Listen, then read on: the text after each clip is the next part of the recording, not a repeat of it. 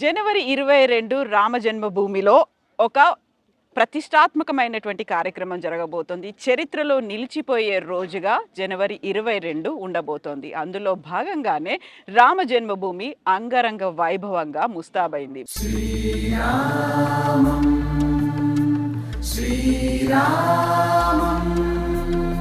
భవ్య దివ్య రామ మందిర నిర్మాణంలో ఎంతో మంది పాల్పంచుకున్నారు. సాధు సంతుల దగ్గర నుంచి కార్యకర్తలు ప్రతి ఒక్కరూ కీలకమైనటువంటి భాగస్వామ్యాన్ని పోషించారు.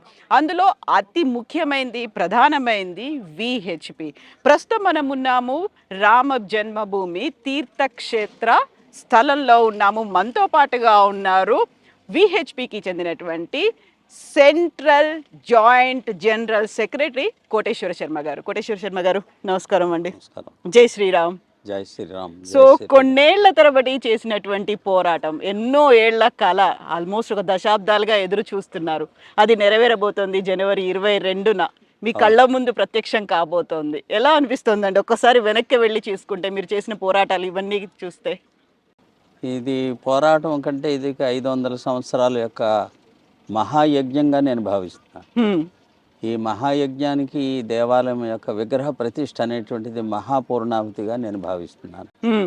కాబట్టి ఈ రకంగా 500 సంవత్సరాల పాటు మందిరం కోసం అని చెప్పని పోరాడి ప్రాణాలు అర్పించి కృషి చేసినటువంటి మహనీయులు అందరి యొక్క వారి యొక్క తప ఫలితంగా, వారి యొక్క బలిదానాల ఫలితంగా ఈ రోజున మన జీవితాల్లో మన యొక్క సౌభాగ్యంగా ఈ దృశ్యాన్ని, ఈ కార్యక్రమాన్ని నిర్వహించటము, ఈ సంఘటనలో పాల్గొనడం అనేటువంటిది ఒక అనిర్వచనీయమైనటువంటి చిరస్మరణీయమైనటువంటి ఆనందాన్ని కలిగించేటువంటి క్షణంగా భావిస్తున్నాం.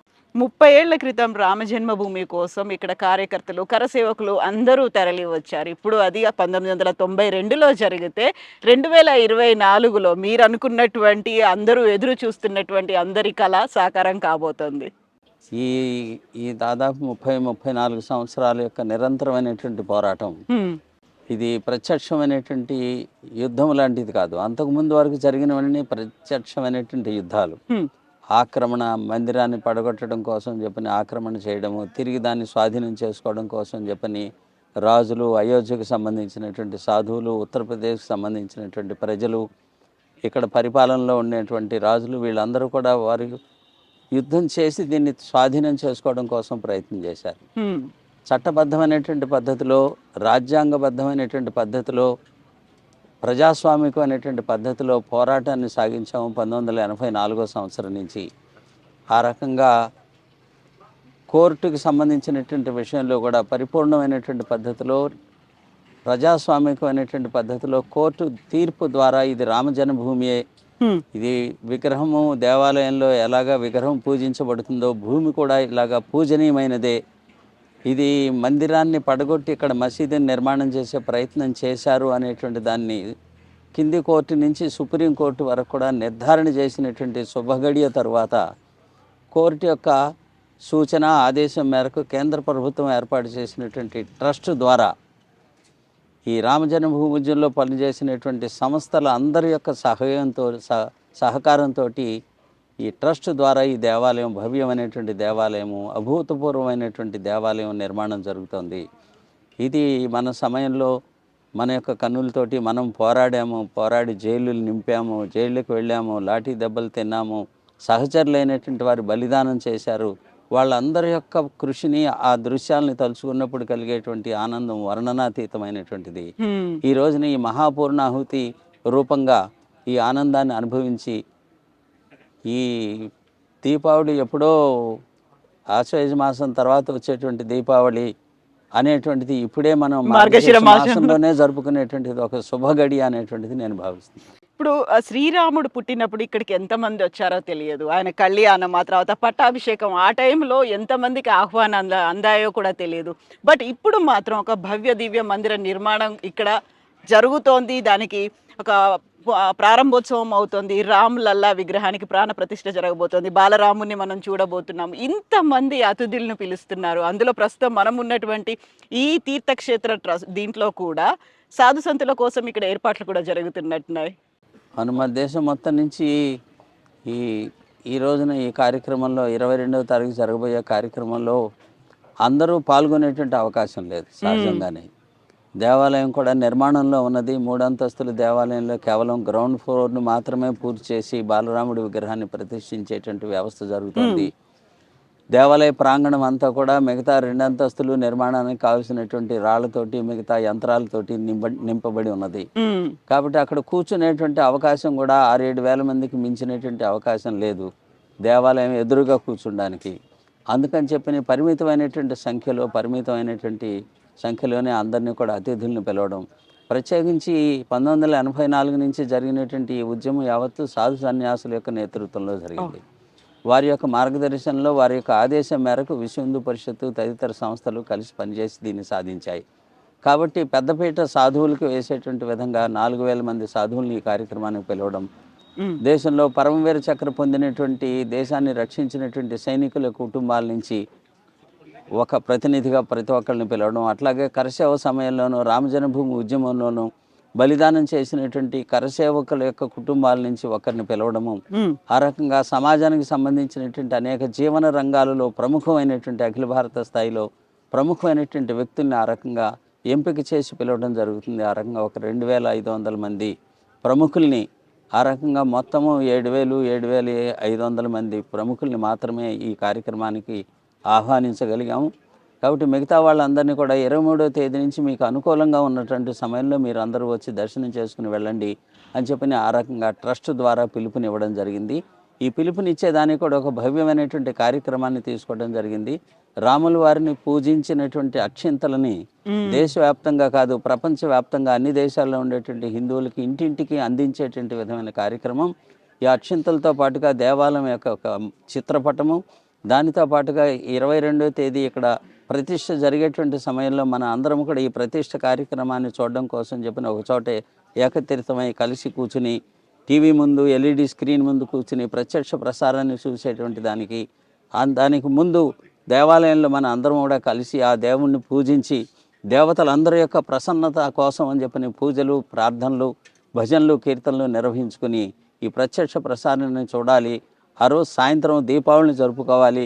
ఇల్లు ఊరూరు మొత్తం కూడా మరొక దీపావళి మనం ఈరోజు జరుపుకోవాలి 22వ తేదీ అనే పద్ధతిలో తీర్థక్షేత్రం ఇచ్చినటువంటి పిలుపు మేరకి ఈ మొన్న 1వ తేదీ నుంచి 15వ తేదీ వరకు ఇంటింటికి అక్షింతలు, ఈ చిత్రపటము, 22వ తేదీ జరపవలసినటువంటి కార్యక్రమాన్ని గురించి అందరికీ వివరించే విధంగా ఇంటింటికి వెళ్ళే కార్యక్రమం కూడా జరుగుతోంది. ఆ సమయంలో మీరు అందరూ కూడా సకుటుంబంగా మీకు అనుకూలమైనటువంటి సమయంలో మీరు వచ్చి రాముల వారిని దర్శనం చేసుకుని వెళ్ళండి అనేటువంటి పిలుపుని కూడా అందరికీ అందజేయడం జరుగుతుంది. విశ్వ హిందూ పరిషత్ భావనే విశ్వం అనే భావన. అయితే ఇక్కడ మనం రామ జన్మభూమికి సంబంధించి అందులోనూ మందిర నిర్మాణంలో పాలు పంచుకున్న తెలుగు వాళ్ళ గురించి మాట్లాడుకోవాలనుకుంటే మీరు ఒక తెలుగువారుగా ఇక్కడ ఉన్నారు. విశ్వ హిందూ పరిషత్ తరఫున ఒక కీలకమైనటువంటి రెస్పాన్సిబిలిటీ తీసుకున్నారు. అట్లాగే మందిరానికి సంబంధించి ప్రారంభ కార్యక్రమంలో కూడా, ప్రాణప్రతిష్ఠ కార్యక్రమంలో కూడా తెలుగు కనెక్షన్ అనేది చాలా ఎక్కువ కనిపిస్తుంది కదా. ప్రత్యేకంగా అట్లాగా తెలుగు వాళ్ళు అనేది కాకుండా ఈ దేవాలయం యొక్క నిర్మాణము, ఈ కార్యక్రమం విజయవంతం చేయడం అనేటువంటి దాంట్లో యావత్ భారతదేశానికి సంబంధించినటువంటి అన్ని ప్రాంతాల యొక్క ప్రజల యొక్క ప్రత్యక్షమైనటువంటి పరోక్షమైనటువంటి సహాయ సహకారములు, ఇన్వాల్వ్మెంట్ అనేటువంటిది తప్పనిసరిగా ఉన్నది. కాబట్టి ఆ రకంగా ప్రత్యేకంగా కేవలం తెలుగు వాళ్ళది ప్రధానమైనటువంటిది అట్లేం లేదు. ప్రతి ఒక్క ప్రాంతానికి సంబంధించిన వాళ్ళు వాళ్ళ యొక్క పాత్రను పోషించారు. ఈ రోజునే నిన్ననే నేపాల్లోని జనక్పూర్ నుంచి రాముల వారి అత్తవారి ఊరు అది. అత్తవారి ఊరుగా మా బాధ్యత, మా ఊరి యొక్క అల్లుడు, అందుకని చెప్పి ఆయనకి సారీని తీసుకుని వచ్చారు. అవును, సుమారుగా ఒక 150-200 కిలోల డ్రై ఫ్రూట్స్, అమ్మవారికి చీరలు, అయ్యవారికి పట్టుబట్టలు, దానితో పాటుగా పూజకు కావలసినటువంటి వెండి సామాన్లు, బంగారపు ఆభరణాలు, ఇవన్నీ కూడా వాళ్ళ రూపంలో తీసుకొచ్చారు. ఆ రకంగా సమర్పించారు. ఆ రకంగా నేపాల్ దగ్గర నుంచి కన్యాకుమారి వరకు దేవాలయానికి సంబంధించినటువంటి తలుపులు చెక్కేటువంటి శిల్పులు కన్యాకుమారి నుంచి వచ్చి చెక్కుతారు. ఈ శిల్పాలు చెక్కేటువంటి రాతి శిల్పాలు చెక్కేటువంటి వాళ్ళు రాజస్థాన్, ఒడిస్సా నుంచి, బెంగాల్ నుంచి వచ్చి పనిచేస్తున్నారు. ఎట్లాగే ఇక్కడ కావలసినటువంటి ప్రతిష్ట రోజున వచ్చేటువంటి అతిథులందరికీ తేనీరు ఇవ్వడం కోసం చెప్పి అస్సాం నుంచి వాళ్ళు తేయాకును పంపించారు, టీ పొడిని పంపించారు అస్సాం ప్రజలు. మేఘాలయ నుంచి అల్లం వచ్చింది, టన్నుల రూపంలో వచ్చింది. ఈ రకంగా ప్రతి ఒక్క ప్రాంతం నుంచి ఈ రోజునే ఒక స్వామీజీ గుజరాత్ నుంచి ఫోన్ చేసి నేను ఒక 108 వీల్ చైర్స్ దేవాలయానికి పంపిస్తున్నాను. ఓకే. ఇట్లాగా దేశం మొత్తంలో ఉండేటువంటి ప్రతి ఒక్క ప్రాంతానికి సంబంధించినటువంటి వాళ్ళు ఉత్సాహంతో ఈ కార్యక్రమంలో తమ యొక్క భాగస్వామ్యం కోసం తాము చేయగలిగిందే తాము చేస్తూ ఉన్నారు. ఆ రకంగా జోధ్పూర్ నుంచి ఒక ఆశ్రమానికి సంబంధించినటువంటి గోశాల నుంచి వాళ్ళు దాదాపుగా 20 టన్నుల యొక్క స్వచ్ఛమైనటువంటి ఆవు నెయ్యి తీసుకుని వచ్చారు ఎడ్ల బండి మీద. 5 బండ్లు కట్టుకుని బండ్లతోటి ఇక్కడికి తీసుకొచ్చి రాముల వారికి సమర్పించి వెళ్ళారు. ఈ రకంగా అనేక మంది ప్రతి ఒక్క ప్రాంతం నుంచి వాళ్ళు పంపించగలిగింది. ఛత్తీస్గఢ్ కౌశల్యాదేవి వారి యొక్క జన్మస్థలం ఛత్తీస్గఢ్, అమ్మమ్మ వారి తరఫు నుంచి 300 టన్నుల యొక్క బియ్యం ఛత్తీస్గఢ్ నుంచి. ఇట్లాగా ఒక తెలుగు అనేటువంటిది కాదు, ఇక్కడ విశ్వ హిందూ పరిషత్తులోను లేకపోతే ఈ కార్యక్రమంలోను సంస్థల్లోనూ పనిచేస్తున్నటువంటి కార్యకర్తలుగా మేము ఇక్కడ ఉండవచ్చును. కానీ దేశానికి సంబంధించినటువంటి అన్ని ప్రాంతాల కార్యకర్తలు ఇక్కడ ప్రముఖమైనటువంటి స్థాయిలోనే పనిచేస్తున్నారు.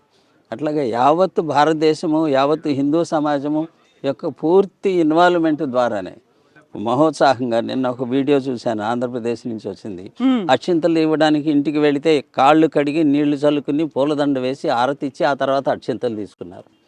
ఈ రకమైనటువంటి మహోత్సాహము రాముల వారి పట్ల భక్తి అనేటువంటిది ప్రపంచవ్యాప్తంగా హిందువుల్లో ఉన్నది. కాబట్టి వారందరి యొక్క మానసికమైనటువంటి సంకల్పము, ప్రత్యక్షంగా వారు పాల్గొనలేకపోయినప్పటికీ కూడా వారి యొక్క సంకల్పం కారణంగా ఈ 500 సంవత్సరాల విజయాన్ని పొందాం. కాబట్టి యావత్తు సమాజం యొక్క సంపూర్ణమైనటువంటి యొక్క ఇన్వాల్వ్మెంట్ అనేటువంటిది ఈ కార్యక్రమంలో ఉన్నది. సో మీరు అన్నట్టుగా సంకల్ప సిద్ధి, ఒక చిత్తశుద్ధి ఉంటే సంకల్పం అనేది సిద్ధిస్తుంది అనేది 500 ఏళ్లుగా ఎదురు చూస్తున్నది. ఇప్పుడు రామ్ లల్లా ప్రాణ ప్రతిష్ఠ జరగబోతోంది జనవరి 22న. దీంతో పాటుగా మిగతా అన్ని దేవాలయాలకు సంబంధించి మళ్ళీ వాటిని పునరుద్ధరించడం, లేకుంటే సరికొత్తగా మందిరాలు కట్టడం, ఇవన్నిటికీ ఇంకా ఎంత టైం పడుతుందండి? భారతదేశం హిందూ సమాజానికి సంబంధించినటువంటి ఒక ప్రత్యేకత ఇది.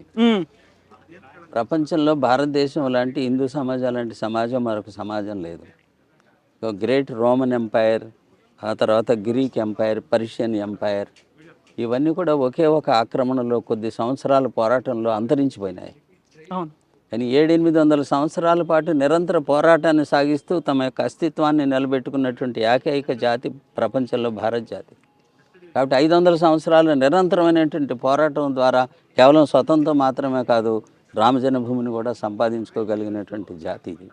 కాబట్టి ఈ ప్రత్యేకతలు ఉన్నటువంటి కారణం చేత ఈ దేశం యొక్క ప్రత్యేకత లేదే, ఇది ఒక విచిత్రమైనటువంటి దేశం. పోరాటాన్ని ఎప్పుడూ వదిలిపెట్టదు విజయాన్ని సాధించేంత వరకు.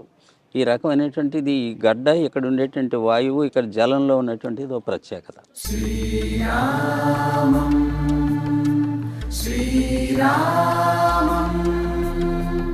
సో ఇప్పుడు గతంలో ఒక మాట పదే పదే ఒక నినాదంగా వస్తుంది, అయోధ్య అయిపోయింది, కాశీ మధుర బాకీ హై అనేది కూడా వినిపించేది కదా.